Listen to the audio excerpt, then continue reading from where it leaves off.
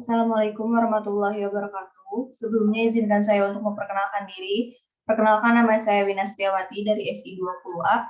Di sini saya akan menjelaskan mengenai hasil analisa proses untuk pengembangan sistem.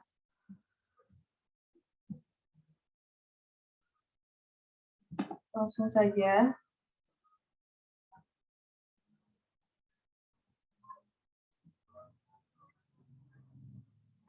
Yang pertama, judul sistem yang diangkat yaitu sistem informasi penjualan OPAK.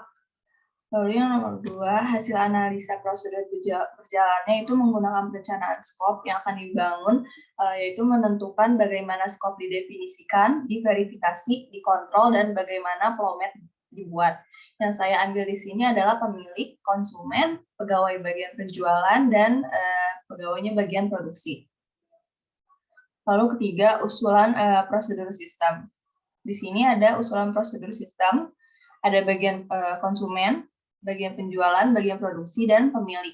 Di konsumen, memesan produk OPAK, langsung di bagian penjualan data pesanannya, dicek ketersediaan stoknya, apakah stok ada atau tidaknya.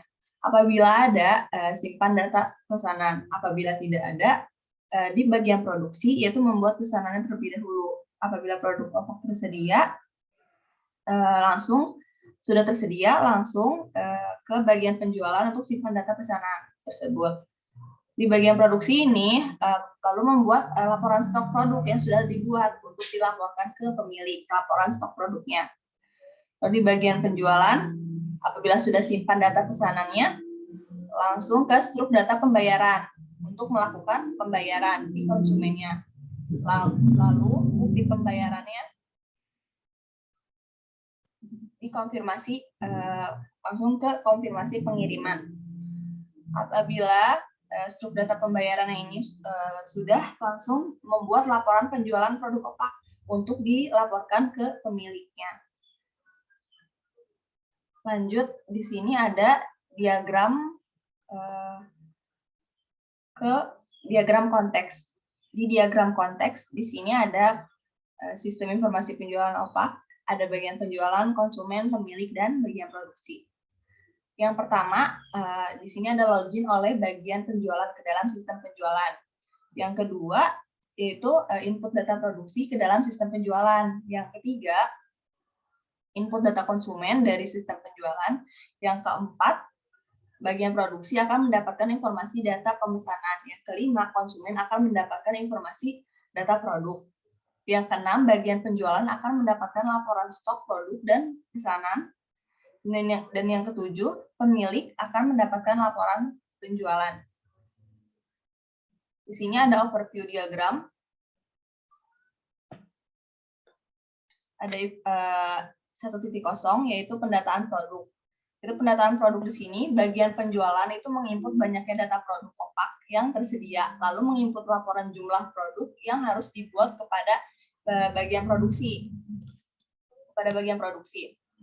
Lalu sehingga akan menghasilkan output data produk kepada konsumen, kemudian terinput pada proses 4.0 di bagian laporan ini. Lanjut di 2.0 di pemesanan produk. Di pemesanan produk ini konsumen memesan produk OPAK lalu diproses untuk menginput data pesanan ke bagian penjualan. Nah, kemudian menghasilkan output nota total pesanan kepada konsumen, menghasilkan nota lagi. Yang ketiga, di pembayaran. Pembayaran di sini konsumen melakukan loginnya terlebih dahulu, lalu diproses membuat laporan data pembayarannya kepada bagian penjualan. Nah, kemudian menghasilkan output nota pembayaran kepada konsumen. Di 4.0 bagian laporan, di sini hasil dari bagian laporan dari hasil bagian penjualan dan bagian produksi di-input sehingga akan menghasilkan output laporan penjualan dan stok produk kepada si pemilik. Lanjut, masuk ke diagram level. Di diagram level 1, di proses 1.0, pendataan produk, Di sini ada pendataan produk. Proses pendataan produk itu menjelaskan lebih terperinci kegiatan proses pendataan. Yang pertama, bagian penjualan mendata produk, kemudian data produk tersebut diberikan kepada bagian produksi untuk dibuatkan produk opaknya tersebut. Jika sudah lalu diproses, akan dicek kelengkapannya oleh sistem. Jika sudah lengkap, maka produk tersebut akan disimpan pada database data produk. Setelah disimpan, data produk tersebut akan ditampilkan pada konsumen untuk dipilih.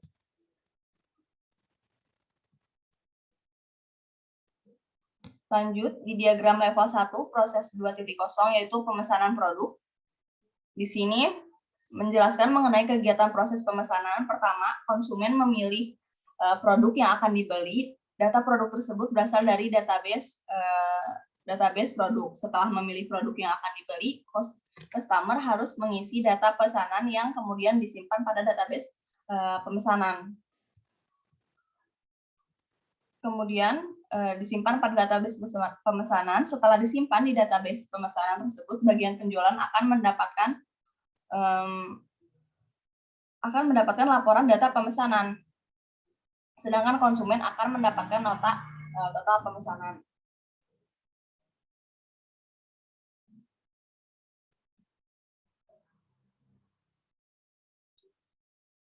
Lanjut, di diagram level 1, proses 3.0, yaitu bagian pembayaran. Di sini proses pembayaran menjelaskan kegiatan proses pembayaran. Pertama, konsumen harus login terlebih dahulu.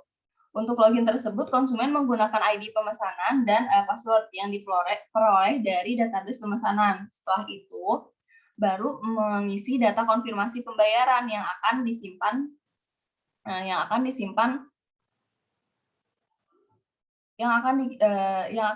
di database pemesanan. Setelah itu baru mengisi konfirmasi. Setelah itu disimpan, maka bagian penjualan akan mendapatkan laporan pembayaran dan konsumen akan mendapatkan nota pembayaran.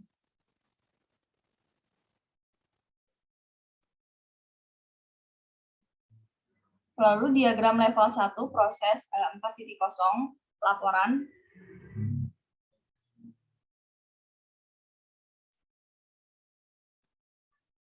Di laporan di sini menjelaskan kegiatan proses laporan data pemesanan, dan laporan data pembayaran yang sudah disimpan di database tersebut di bagian penjualan. Akan mendapatkan laporan data pemesanan dan data pembayaran tersebut. Kemudian di-input ke dalam laporan penjualan, lalu disimpan di database laporan data penjualan. Lalu pada laporan stok produk dan dari bagian produksi yang disimpan di database laporan stok produk, sehingga menghasilkan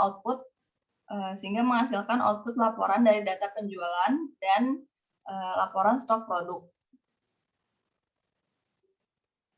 kepada pemilih.